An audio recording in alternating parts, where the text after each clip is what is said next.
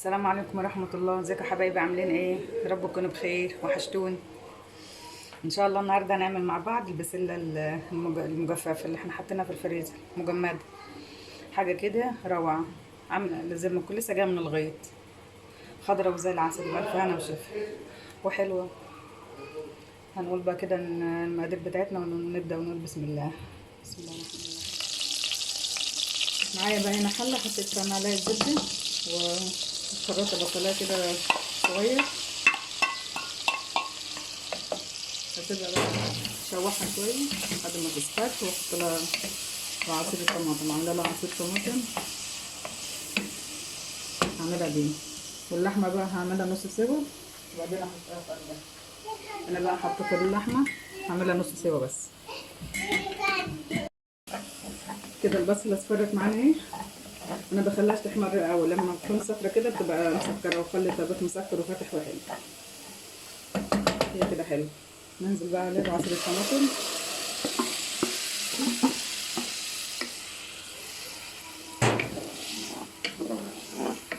احط لها بقى التوابل بتاعتها. ومعانا هنا برضو اللحمه بدات تاخد نص سوا اهي. ساعه ما تبقى نص سوا احطها في قلب الصلصه على طول.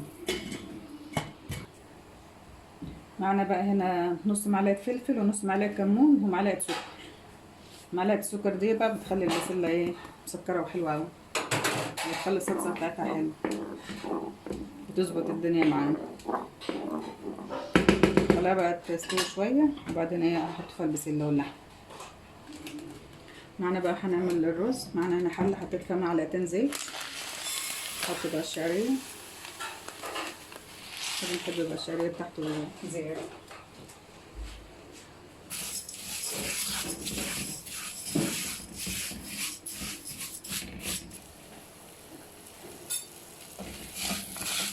الشعريه بقى كده اتصرف بقت حلوه.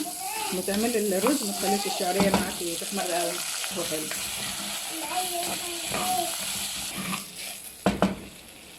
معايا بقى رز غسلاه مصفيه حلو، احطه بقى على طول.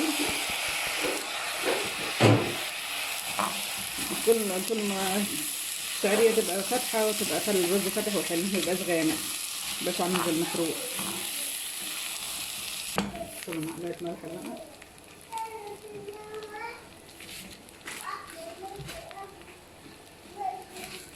كده بقى الرز خلص والصلصه سبكت اهي. بقى احط البسله واللحمه قربت تستوي احطها فيها. كده بقى الاكل خلاص قرب يخلص معانا.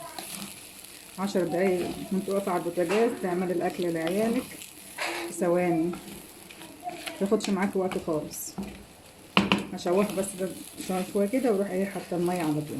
انا بزوده بميه، بزودوش بشرب، لان الرز بيبقى مفلفل وحلو مع الميه. معانا بقى بسله مجمده اهي، فرزها في الفريزر. جميله وخضرا وحلوه ازاي. انا بقى عينها من غير ما اكون غسلاها، عينها كده فرزتها وحطيتها على طول في الفريزر. هشطفها بقى شطفه حلوه واحطها في الصلصه. معانا الصلصه سبكت اهي، والبسله شطفتها اهي. بسله زي ما يكون صبحه بالظبط، زي الصبح، جميل. تاخد بقى غلوتين مع اللحمه يكون كده الطبخ معانا استوى. انا بحبهاش بقى، بحبها من غير جزر. لو انت بتحبها بجزر بقى بتقطعي جزر وتحطيه معاها، كده بتبقى حلوه قوي من غير جزر كمان. حاجه كده ايه، سكر. خليها بقى تسبك معايا شويه واروح حاطه في قلبها اللحمه.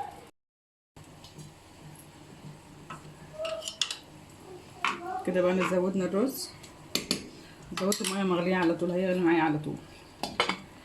دخلت في السوا خلاص اهي. حط في قلبها اللحمه بقى وخلاص. حطيت بقى اللحمه، خدت من الصلصه، طعم الصلصه وطعم البسله. شوف بسله بقى بالالف هنا وشفا، حاجه كده ايه تحفه. والبسله مهريه، حبايه البسله مستويه وزي العسل. نغرب بقى معاكم كده.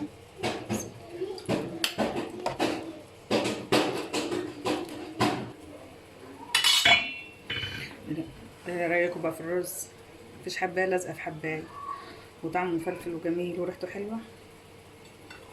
انا بحب بقى اعمله بميه. الميه كمان بتخلي الرز جميل احلى من الشرب، بتخليه مفلفل وحلو، حاجه كده روعه. بشكل اصفر وحلو ازاي، بألف هنا وشفا. احنا كده بقى خلصنا الطبق. عملنا البسله باللحمه، وعملنا جنبها رز بشعريه، وحاجه حادقه جنبها، حاجه كده زي العسل. بألف هنا وشفا.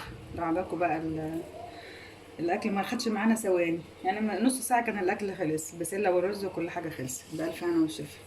لو عجبكم بقى الفيديو بتاعي اعملوا لايك وشير واشتراك في القناه. اشوفكم الفيديو الجاي. مع الف سلامه.